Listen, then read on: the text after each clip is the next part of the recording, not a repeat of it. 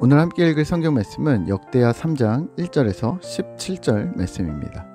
역대하 3장 1절에서 17절 말씀입니다. 오늘은 1절 말씀을 읽겠습니다.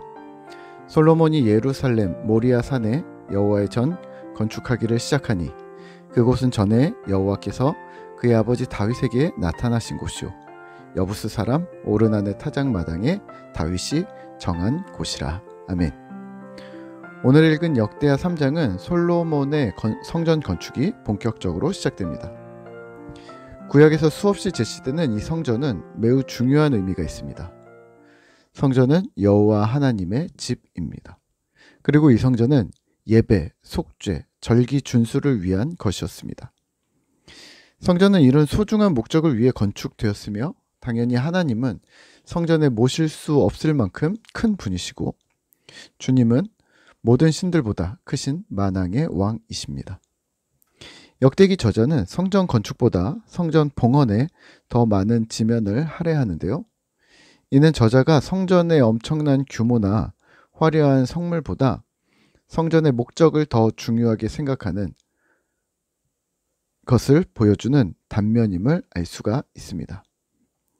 오늘 역대하의 저술 배경이 이스라엘 패망과 포로기 이후의 시대라는 것을 기억하신다면 지금 시대인 포로 이후의 세대에 지어지고 있는 수룹바벨 성전의 의미에 대해 다시 생각해 볼 수 있는 기회가 되는 것이죠.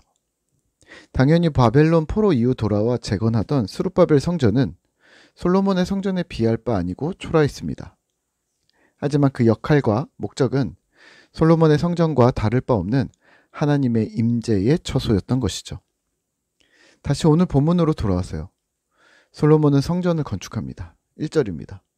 솔로몬이 예루살렘 모리아 산에 여호와의 전 건축하기를 시작하니 그곳은 전에 여호와께서 그의 아버지 다윗에게 나타나신 곳이요 여부스 사람 오르난의 타작마당에 다윗이 정한 곳이라. 아멘.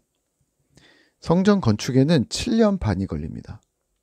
그리고 이후 본문들은 전의 지대, 성전의 지대, 낭실, 천장, 문지방, 벽, 문짝, 지성소, 그룹, 성전 앞의 기둥 등의 성전의 모습을 묘사합니다. 17절입니다. 그 두 기둥을 성전 앞에 세웠으니 왼쪽에 하나요 오른쪽에 하나라. 오른쪽의 것은 야긴이라 부르고 왼쪽 것은 보아스라 불렸더라. 아멘. 오늘 말씀을 묵상하며 우리는 무엇을 기억해야 할까요? 여호와 경외의 방식입니다. 솔로몬이 지은 성전은 이스라엘의 역사적인 기념이 되었습니다. 다윗과 솔로몬 이후 약 500년의 역사에서 이 성전은 하나님을 섬기는 장소, 예배 처소였습니다. 앞으로도 나올 성전 봉헌식에서의 솔로몬의 기도와 같이 누구든 여호와 하나님을 경외하는 자는 성전에 나와 주님의 백성이 될 수 있었습니다. 혹 나아올 상황이 되지 않는 자라 할지라도 성전은 온 이스라엘의 신앙의 구심점이 되었던 것이죠. 그러면 솔로몬 이전의 이스라엘 역사에서는 하나님을 예배하지 못했을까요? 아닙니다. 솔로몬 성전 준공 이전에 바로 앞에 다윗의 시대까지 이스라엘은 성막 언약궤를 중심으로 하나님을 예배했습니다. 그러면 그 이전에는요. 출애굽 시대인데요. 네, 그렇죠. 하나님을 예배하는 장소와 방식은 다양했습니다. 하나님은 자신의 백성들을 만나 주셨고 그분의 백성들은 족장 시대라고도 부르는데요. 하나님 백성이 된 가문들은 하나님을 섬겼습니다. 그러니까 시대마다 하나님을 섬기는 예배의 방식이 점점 변화했던 것이죠. 족장과 과문의 예배에서 이동식 텐트인 성막에서의 예배, 그리고 자리를 잡고 건축을 하여 하나님을 예배했던 솔로몬 성전까지 그 시대마다 가장 적절한 방식으로 누군가의 헌신과 섬김을 통해 하나님의 예배 처소가 준비되고 예배되어졌습니다. 장소가 바뀌거나 방식이 바뀌거나 사람이 바뀌었다고 해서 하나님이 예배받지 못한 것은 아니라는 말입니다. 몇 해 전 샘물결 플러스 출판사에서 나온 그레고리 비힐의 성전 신학이라는 책에서는 이 성전이 온 세상과 하나님을 예배하는 중심축으로 설명합니다.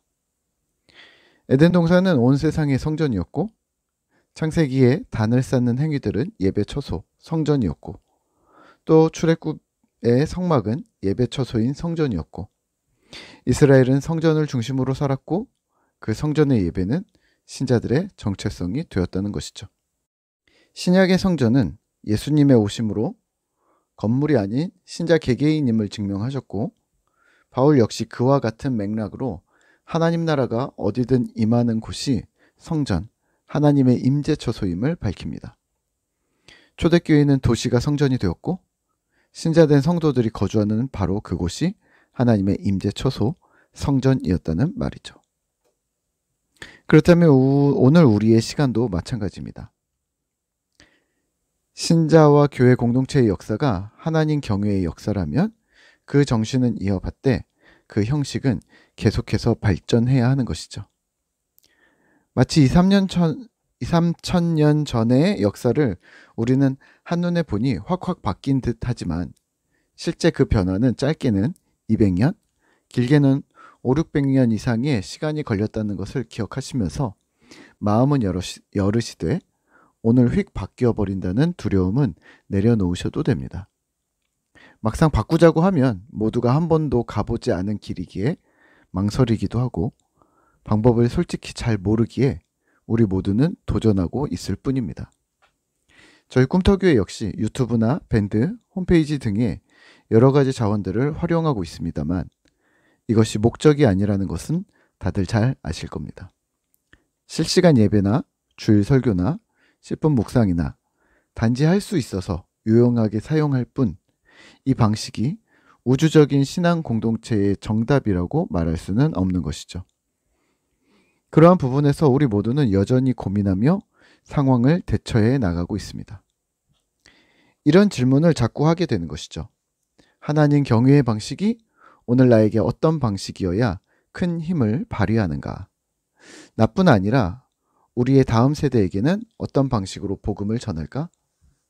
하나님 경외, 하나님을 예배함, 말씀과 기도라는 컨텐츠는 변하지 않으면서 동시에 우리는 세상의 변화에 맞추어 우리 자신과 다음의 세대들, 또 세상을 향해 어떻게 다가갈 것인가를 끊임없이 고민하게 됩니다.